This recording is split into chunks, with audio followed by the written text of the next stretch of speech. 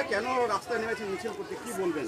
আমরা আজকের মেনলি আমাদের যে একটু চুপ কর আমরা আজকের যেখানে একত্রিত হয়েছে মেনলি আরজি কর মেডিকেল কলেজ এবং হসপিটালে সেকেন্ড ইয়ার পিজিটি স্টুডেন্টের ওপর যে নির্মম অত্যাচার করা হয়েছে এবং তাকে নৃশংসভাবে খুন করা হয়েছে, তার যেন একটা ঠিকঠাক ইনভেস্টিগেশন হয় এবং দোষীরা যেন শাস্তি পায়, সেই জন্য আমরা একত্রিত হয়েছি।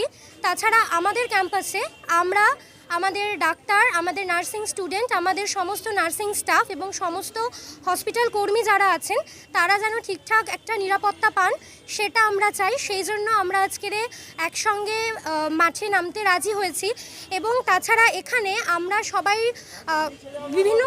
বিভিন্ন মেডিকেল কলেজ এবং হসপিটালগুলোতে যেমন ডিউটি হয় আমাদের এখানেও তো হয়, এখানেও স্টুডেন্টরা, আমাদের নার্সিং স্টুডেন্টরাও নাইট ডিউটি করে। আমাদের যে এনটিএস রয়েছে, নার্সিং ট্রেনিং